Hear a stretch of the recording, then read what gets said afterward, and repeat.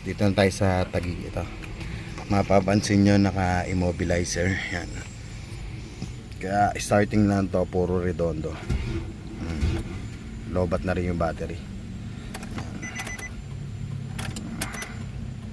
Yan. Tignan natin yung module tapos program, i-check natin kung saan siya nag short. Kasi kung magpapalit halimbawa tayo ng ECU nito, halimbawa palit tayo ECU mga boss sa IPDM, naging maayos, hindi rin tatagal minsan boss, kasi kailangan natin malaman kung saan yung short, kung bakit siya lumabas.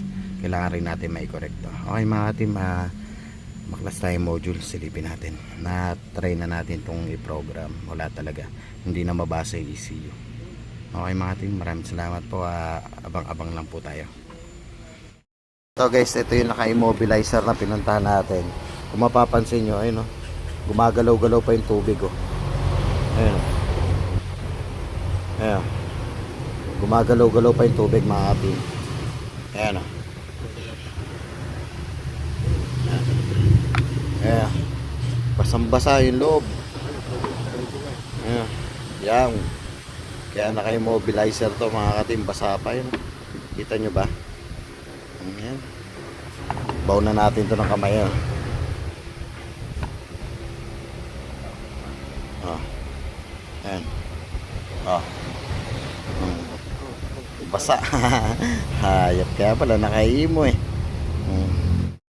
Okay mga ka-team, ito yung naka-immobilizer. Ayan. Ito yung ginagawa natin, naka-immobilizer. Ang problema nito, no communication na dun sa ano niya, sa ECU niya. Nabasa yung pinakaloob ng ECU. Ito, na pumasok dito yung problema. Kaya yung binuksan namin to, ang dami ng tubig. Kumbaga wala na, negative na ho talaga to. Ang ginawa natin, palit tayo ng buo. Tapos nag-program tayo. Tingnan natin to ha mga boss. On. Ayan, na-program na natin to. Wala na siyang wala na siyang immobilizer. Nare-read na rin natin yung yung ECU. Tapos start natin. Okay mga boss. Ayan na yan. Di ba? Okay mga katim, maraming salamat. Nakapagbuhay na naman tayo ng immobilizer. Yan, kung mga may gustong PM lang nyo lang, PM nyo lang kami ha. Panda rin natin.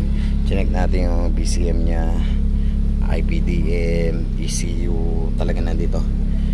Basang-basa yung loob na ECU. Tapos palit tayo, tapos sabi program tayo mga team. Okay na, one click na to. Ayun, nandito yung may-ari. Tignan nyo yung sasakyan. Okay, maraming salamat sa patuloy na pagtitiwala. Ayan, naka home service kami dito na sa kalsada to. Naka ano ba tawag dito? Naka parking. Okay, thank you. Paalam. Goodbye.